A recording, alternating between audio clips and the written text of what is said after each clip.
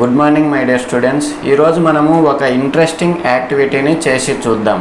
దీనికోసం నేను ఒక సింపుల్ ఎలక్ట్రిక్ సర్క్యూట్ని తీసుకున్నాను. బ్యాటరీ, బల్బు, స్విచ్, కనెక్టింగ్ వైర్స్తో తయారు చేసాం. మనము బల్బు వెలుగుతుంది చూడండి.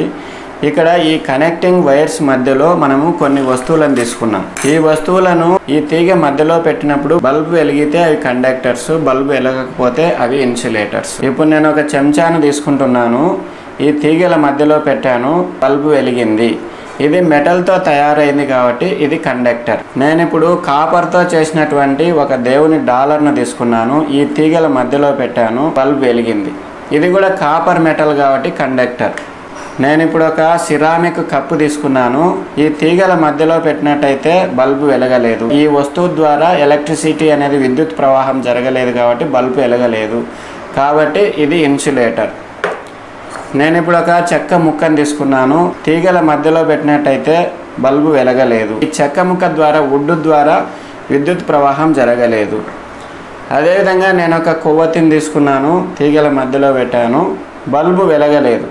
ఎందుకు వెలగలేదు అంటే ఇది ఇన్సులేటర్. అదేవిధంగా గ్లాస్తో తయారైనటువంటి ఒక టంబ్లర్ తీసుకున్నాను. తీగల మధ్యలో పెట్టాను, బల్బు వెలగలేదు. బల్బు ఎందుకు వెలగలేదు అంటే ఇది ఇన్సులేటర్.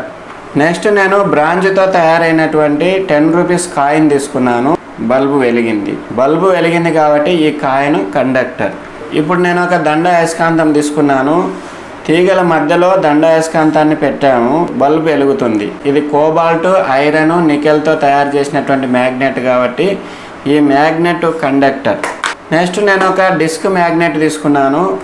ఇలా తీగల మధ్యలో పెట్టాము, బల్బు వెలగలేదు. ఈ డిస్క్ మ్యాగ్నెట్ ఎందుకు ఇన్సులేటర్గా ప్రవర్తిస్తుంది అంటే ఇది నియోడైమియం, సమేరియం అన్నటువంటి పదార్థాలతో, కోబాల్ట్తో తయారైంది కాబట్టి ఇది ఇన్సులేటర్గా ప్రవర్తించింది.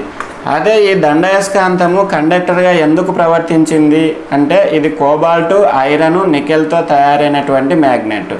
అంటే ఈ మ్యాగ్నెట్స్లో కూడా 2 రకాలు ఉన్నాయి. కొన్ని ఫెర్రో మ్యాగ్నెటిక్ పదార్థాలతో తయారు చేసినటువంటి మ్యాగ్నెట్స్ ఉన్నాయి. అదేవిధంగా ఐరన్, నికెల్, కోబాల్ట్తో తయారు చేసినటువంటి మ్యాగ్నెట్స్ ఉన్నాయి. ఈ మ్యాగ్నెట్ ఇన్సులేటర్గా ప్రవర్తించింది, ఈ మ్యాగ్నెట్ కండక్టర్గా ప్రవర్తించింది. నెక్స్ట్ నేను ఒక పెన్సిల్ టిప్ తీసుకున్నాను. ఈ పెన్సిల్ టిప్ లోపల గ్రాఫైట్ ఉంటుంది. ఈ గ్రాఫైట్ అన్నటువంటిది కండక్టరా, ఇన్సులేటరా అన్నటువంటిది మనము టెస్ట్ చేద్దాం. బల్బ్ అనేది లైట్గా వెలిగింది అంటే గ్రాఫైట్ అన్నటువంటిది పూర్ కండక్టర్. స్టూడెంట్స్, మనం ఈరోజు కండక్టర్స్ ఏవి, ఇన్సులేటర్స్ ఏవి అన్నటువంటి అంశాన్ని తెలుసుకోవడం జరిగింది.